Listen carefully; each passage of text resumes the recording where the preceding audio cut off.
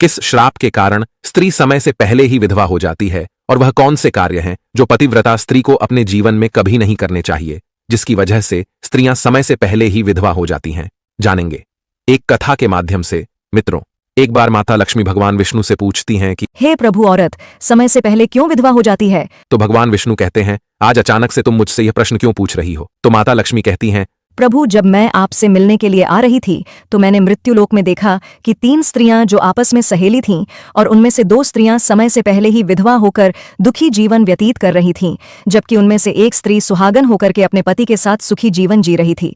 यह बात मेरी समझ में नहीं आई कि एक स्त्री पति के साथ सुखी जीवन व्यतीत कर रही है और वहीं 2 स्त्रियां विधवा होकर दुखी जीवन जी रही हैं, और इसे देखकर मेरे मन में 3 प्रश्न उठने लगे। अब मैं आपसे यह चाहती हूं कि आप मेरे तीनों प्रश्नों के उत्तर देकर मुझे संतुष्ट करने की कृपा करें। इस प्रकार माता लक्ष्मी की बात को सुनकर भगवान विष्णु कहते हैं, हे लक्ष्मी, तुम मुझे अपने तीनों प्रश्नों को निश्चिंत होकर बताओ।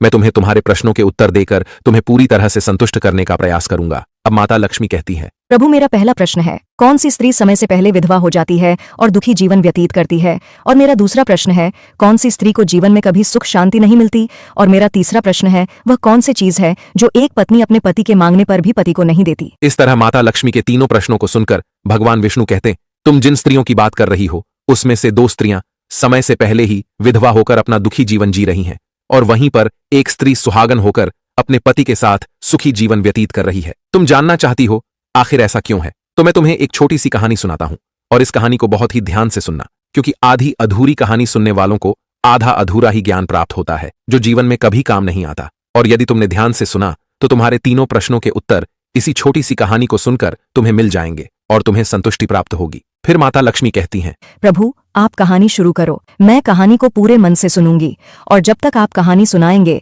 तब तक मेरा मन किसी दूसरे स्थान पर नहीं जाएगा, और मैं आज अपने तीनों प्रश्नों का उत्तर जानकर ही रहूंगी। माता लक्ष्मी की यह बात सुनकर भगवान विष्णु कहते हैं, हे लक्ष्मी, सबसे पहले मैं तुम्हें उस स्त्री की कहानी सुनाना चाहता हूं जो सुहागन बनकर सुखी जीवन जी रही है। और जिस सुहागन स्त्री की तुम बात कर रही हो वह स्त्री और कोई नहीं बल्कि एक राजा के नौकर की पत्नी है।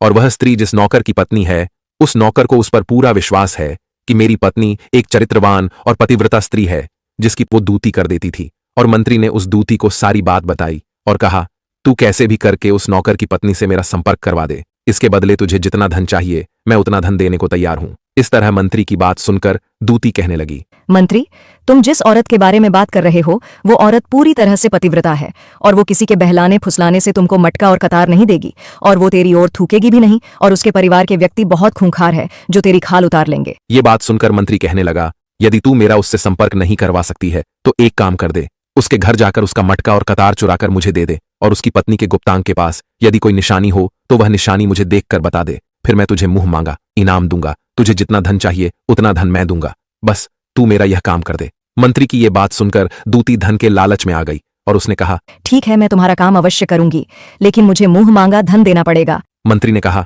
ठीक है। और फिर दूती नौकर के घर जाती है और नौकर की पत्नी से जाकर बोलता है, बेटी, मैं तेरी पति की मौसी हूँ, मैं कई सालों के बाद आई हूँ। फिर उस नौकर की पत्नी ने कहा, आप इतने सालों बाद आई हैं, इसीलिए मैंने आपको पहले कभी देखा नहीं, इसलिए मैं आपको पहचान नहीं पाई। और इस प्रकार वो दूती उस नौकर के घर में मौसी बनकर घुस गई, और नौकर की पत्नी ने दूती को मौसी समझकर बहुत सम्मान दिया, मगर उसे नहीं पता था कि यह एक दूती है और उसके साथ छल करने आई है। और वह दूती उस पतिव्रता स्त्री के साथ में 2 दिन तक रुकी, और जिस समय वह स्त्री स्नान करने लगी तो दूती ने उठकर उस स्त्री की कमर रगड़ने लगी। उस पतिव्रता स्त्री ने बहुत मना किया, फिर भी वह दूती नहीं मानी और कहने लगी, तुम मुझे अपनी बेटी से भी ज्यादा प्यारी लगती हो तो मना मत करो, काफी दिनों के बाद में मेरी और तुम्हारी मुलाकात पहली बार हुई है। और ऐसा कहकर वह दूती मुख पर हाथ फिराने लगी। फिर आंखों को धुलने के बहाने से उस पतिव्रता स्त्री प्रशंसा वह नौकर अपने साथियों में बार बार करता रहता है। और भगवान विष्णु माता लक्ष्मी से कहते हैं कि एक दिन की बात है जब उस राजा के नौकर ने अपनी पत्नी की प्रशंसा इतनी ज्यादा की, यह बात धीरे धीरे फैलते हुए राजा के दरबार में पहुंच गई। और यह बात सुनकर राजा ने अपने नौकर को बुलाया, और उस नौकर से राजा कहने लगे कि तुम हर किसी से कहते हो कि तुम्हारी पत्नी एक चरित्रवान और पतिव्रता स्त्री है, क्या वास्तव में तुम्हारी पत्नी एक चरित्रवान और पतिव्रता स्त्री है? और क्या तुमको पूरा विश्वास है कि तुम्हारी पत्नी एक पवित्र स्त्री है और तुम्हारे अलावा पराये मर्द को आंख उठाकर भी नहीं देखती, और इस बात का कोई साबूत है? राजा की इस बात को सुनकर नौकर कहने लगा, महाराज, मुझे अपनी धर्मपत्नी पर पूरा विश्वास है कि वह एक पतिव्रता स्त्री है और मेरे अलावा वह पराये मर्दों को नहीं देखती। नौकर की इस बात को सुनकर राजा का महामंत्री कहने लगा, यदि मैं तेरी पत्नी का पतिव्रता धर्म नष्ट कर दूं तो तुझे क्या सजा मिलनी चाहिए? फिर नौकर ने कहा, यदि तुम मेरी पत्नी का पतिव्रता धर्म नष्ट कर देते हो तो महाराज मुझे फांसी की सजा दे देना। और नौकर ने राजा से कहा, महाराज यदि ये मेरी पत्नी का पतिव्रता धर्म खंडित नहीं कर पाए तो इनको भी कुछ सजा मिलनी चाहिए। नौकर की यह बात सुनकर राजा ने कहा कि मंत्री को भी फांसी की सजा दी जाएगी। मंत्री ने यह बात स्वीकार कर ली और नौकर से पूछा कि क्या वस्तु लाऊं जिससे तू मान ले कि मैंने तेरी पत्नी का धर्म खंडित कर दिया। तो नौकर ने कहा, मेरे विवाह के समय पर मुझे एक मटका और एक कतार मिली थी और ये दोनों चीजें मेरी पत्नी ने बहुत ही संभाल कर रखी हैं, क्योंकि ये दोनों चीजें सुहाग की निशानी हैं। यदि तुम यह दोनों चीजें मेरी पत्नी से लाकर मुझे दिखा दोगे तो मैं मान जाऊंगा कि मेरी पत्नी का पतिव्रता धर्म तुमने नष्ट कर दिया है। तब मंत्री ने नौकर की यह शर्त स्वीकार कर ली और वह मंत्री शहर में जाता है और एक दूती से जाकर मिलता है और जो काम कोई नहीं कर पाता वह काम की आंखों में पानी मार दिया और उस स्त्री की आंखें बंद हो गईं। और इस तरह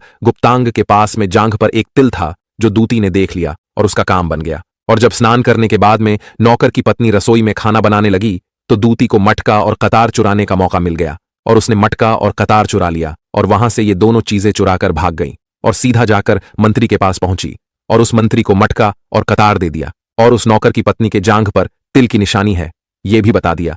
और मंत्री मटका और कतार लेकर सीधा राजा के दरबार में जा पहुंचा और राजा से कहा, महाराज मैं नौकर की पत्नी के साथ 2 दिन रहकर आया हूं और ये मटका और कतार उसी ने मुझे दिया है। इस तरह मंत्री की ये बात सुनकर राजा ने दरबार लगाया और नौकर को बुलाया और मंत्री से सभा में मटका और कतार नौकर को दिखाने के लिए कहा जो दूती उस नौकर के घर से चुराकर लाई थी और मंत्री को दिया था। फिर राजा के कहने पर मंत्री ने उस नौकर को मटका और कतार दिखाया और उसकी पत्नी की जांघ पर तिल है ये भी बताया। मंत्री की ये बात सुनकर नौकर मान गया कि वास्तव में आज मेरी पत्नी ने अपना पतिव्रता धर्म पूरी तरह से नष्ट कर लिया है और नौकर का अपनी पत्नी से विश्वास उठ गया।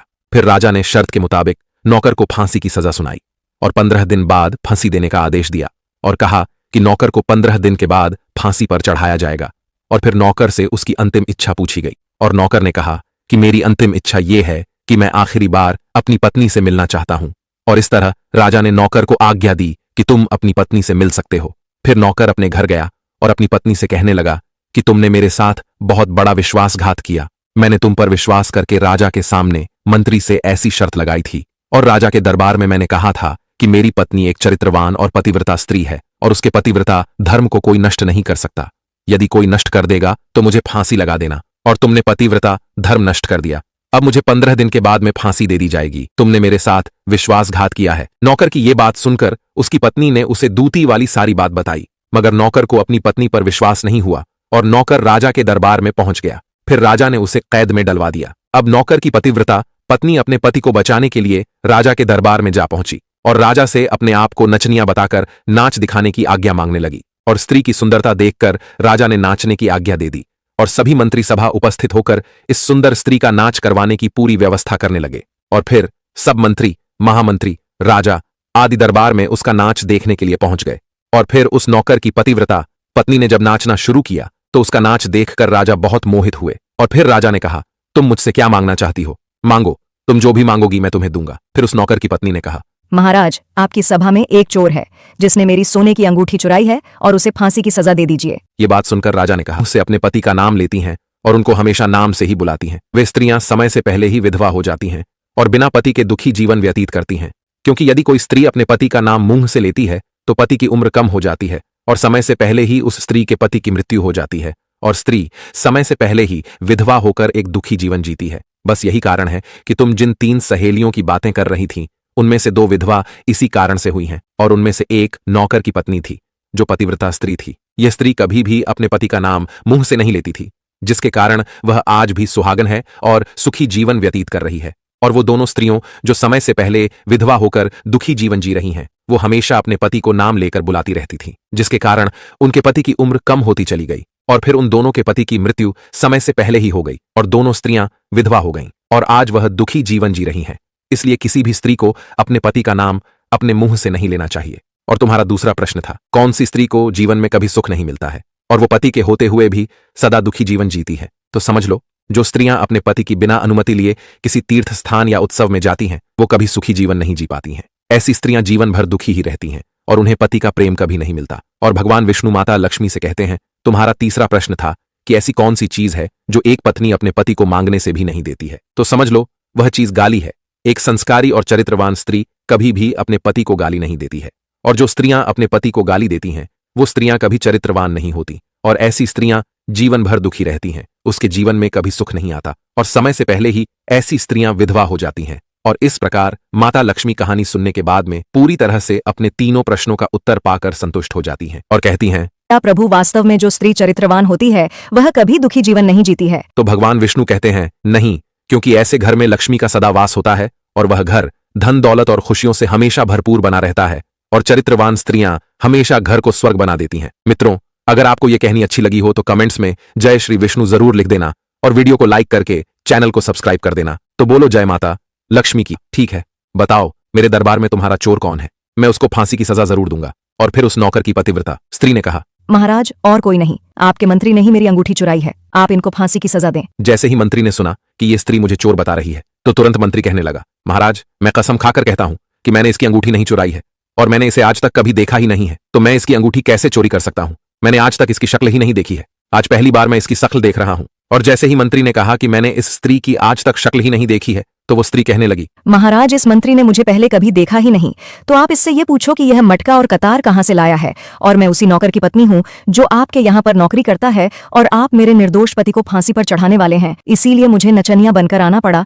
और अब मैं आपको इस मंत्री की पूरी सच्चाई सुनाती हूँ। ये जो आपका मंत्री है, इसने मेरे पास में अपनी एक दूती को मेरी मौसी बनाकर भेजा था, और उसने धोखे से मेरी जांघ के तिल का पता लगाया, और उसी दूती ने ये मटका और कतार चुराकर इसको दे दिया, और आपके मंत्री ने इसके बदले उस दूती को बहुत सारा धन दिया है, और मेरे साथ यही छल हुआ है महाराज, और मैं आज भी पतिव्रता हूँ। स्त्री की इस बात को सुनकर राजा ने दूती को बुलाया। फिर उस दूती ने राजा के डर से मंत्री की सारी सच्चाई राजा को बता दी, जिससे राजा ने उस नौकर को अपनी कैद से रिहा कर दिया और उसकी जगह मंत्री को फांसी पर चढ़ा दिया। और कहानी को आगे बताते हुए भगवान विष्णु कहते हैं, हे लक्ष्मी, इस प्रकार उस नौकर की पतिव्रता स्त्री ने अंत में राजा से कहा, महाराज, मैं अपने पति से बहुत प्रेम करती हूँ, मैं एक चरित्रवान स्त्री हूँ, और मैं कभी भी अपने मुंह से अपने पति का नाम तक नहीं लेती हूँ। इस प्रकार भगवान विष्णु कहते हैं, हे लक्ष्मी, मेरी कहानी पूरी हो गई।